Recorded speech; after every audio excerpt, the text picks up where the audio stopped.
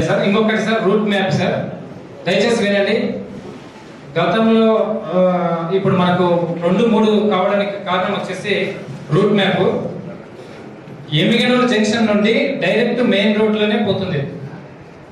Emmiganur bus stand నుండి Emmiganur cross ఏమంటారు PCR circle నుండి 2 టౌన్ పోలీస్ స్టేషన్ మీదుగా మెయిన్ రోడ్ ఏదైతే ఉందో దాని మీదుగానే పోబడదు. ఇది పోలీస్ అధికారులంతా కలిసి తీసుకున్న నిర్ణయం అండి. ఎందుకంటే కొన్ని విగ్రహాలు మన చెట్ల కింద మన హాస్పిటల్లో ముందర పోతున్నాయని చిన్న ఇన్ఫర్మేషన్. ఎందుకంటే అక్కడ హాస్పిటల్ వాళ్ళు కావచ్చు, అక్కడ రెసిడెన్షియల్ వాళ్ళు కంప్లైంట్ చేయడం జరిగింది. అక్కడ పోవడం ద్వారా మనకి దగ్గర 4 అవర్స్ డిలే అవుతుందని ఉత్సవ కమిటీ వాళ్ళు కావచ్చు, చాలా మంది ప్లస్ డిఎస్పీ సార్ అధికారులు అందరం గతంలో కూడా ఇట్లా పోతున్నాయి కనుక మెయిన్ రూట్ లోనే పోవడం కరెక్ట్ అనేసి నేను నిర్ణయించుకోవడం జరిగింది. మా వైపు నుండి అంతే అండి. Thank you. ప్రకారంగా పోవాలి.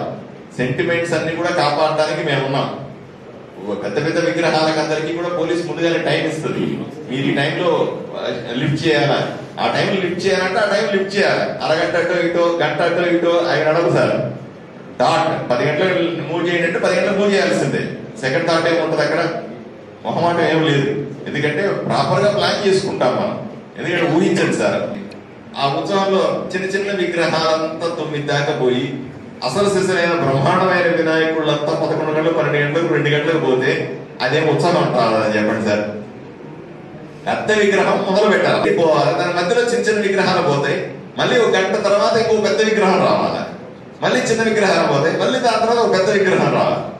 విజిబిలిటీ సార్, కళ్ళకు ఇంపుగా, కళ్ళ పండగగా, ఒక వేడుకలా జరగాలంటే విజిబిలిటీని ఆలోచన చేయండి సార్.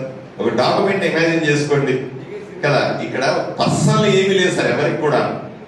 ఊర్లో వాళ్ళకందరికీ కూడా ఇప్పుడు ఊర్లో అందరూ వచ్చి నిలబడతారు అక్కడ బారికేడ్ల దగ్గర. వాళ్ళు చూసుకోవడానికి చేస్తామే తప్ప ఎగిరేవాడిది ఏముంది సార్? వాడు 6 గంటలకు ఎగురుతాడు, 9 గంటలకు ఎగురుతాడు, 1 గంటలకు ఎగురుతాడు. వాడిదేం పోయింది కదా.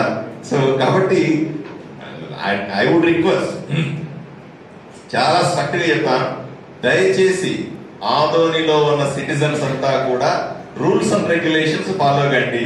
చెప్పిన విషయాలు చెప్పినట్టుగా తూచా తప్పకుండా పాటించండి. అంతకు మించి మేము మిమ్మల్ని ఏం కోరేది లేదు. అంతకు మించి ఎవరిని ఏం రిక్వెస్ట్ చేసేది కూడా ఏం లేదు. స్ట్రిక్ట్ గా ఉంటాం, దాంట్లో ఏం అనుమానం లేదు. స్ట్రిక్ట్ గా ఉండాలంటే ఉంటాం అంతే. ఎవడు పడితే వాడు తాగి ఇష్టం వచ్చినట్లు వ్యవహారం చేస్తే ఊర్లో ఒప్పుకునేది లేదు. పండగను పండగలాగా చేస్తాం తప్ప పండగలను గొడవగా తీసుకొస్తాము, పండగలు ఇంకోటి చేస్తామంటే సమస్య లేదు. అట్లా స్పేర్ చేసే పరిస్థితి లేదు. ఈ విషయాన్ని దయచేసి పెద్దలుగా మీ అందరికీ విన్నవించుకుంటా ఉన్నాను. మీ ద్వారా ఆదోనిలో ఉన్న అందరికీ కూడా దయచేసి కమ్యూనికేట్ చేయాల్సిందిగా, మీరు ఎఫెక్టివ్ గా రెస్పాన్సిబిలిటీ తీసుకోవాల్సిందిగా. ఎందుకంటే పెద్దలు అన్నప్పుడు ఊర్లో గొడవ అయితే పెద్ద మనిషిని రెస్పాన్సిబుల్ చేస్తారు కదా, మాట్లాడండి తప్ప అంటారు కదా. ఆ రకంగా మిమ్మల్ని అందరినీ రెస్పాన్సిబుల్ పీపుల్ పిలిచాము, చెప్పాము. మీరందరూ పోయి పర్ఫెక్ట్ గా చెప్పండి అందరికీ కూడా. ఈ రోజు నుంచే వేడుకలు మొదలైనవి.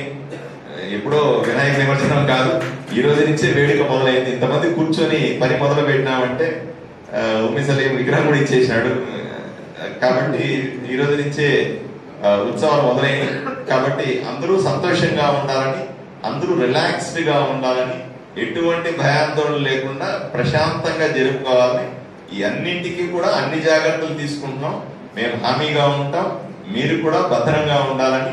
ఎవరు కూడా లైన్ దాటద్దని మళ్ళీ చెప్తాం. ఎవరు కూడా లైన్ దాటద్దని ఊర్లో చాలా స్పష్టంగా పోలీసు వారి వైపు నుంచి నేను రిక్వెస్ట్ చేస్తా ఉన్నాను. గట్టిగా ఉండబోతా ఉన్నాం, సీరియస్ గా వేడుకల్ని బ్రహ్మాండంగా చేయబోతా ఉన్నాం. కాబట్టి మీకు అందరికీ కూడా అడ్వాన్స్డ్ గా వినాయక చవితి శుభాకాంక్షలు తెలియజేస్తూ సెలవు తీసుకుంటాను. ధన్యవాదాలు.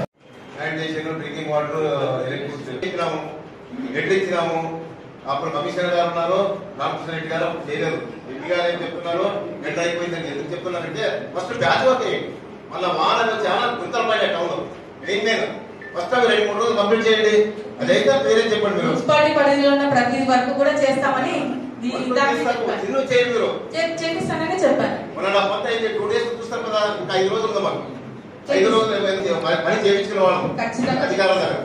ఎందుకంటే ఎంత గుంతలంటే అంత గుంతలు వచ్చినాయి. దాదాపు 300 నుంచి 400 విగ్రహాలు వస్తాయి.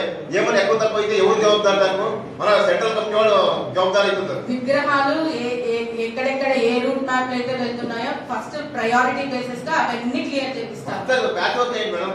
అది అయిన తర్వాత చెప్పండి.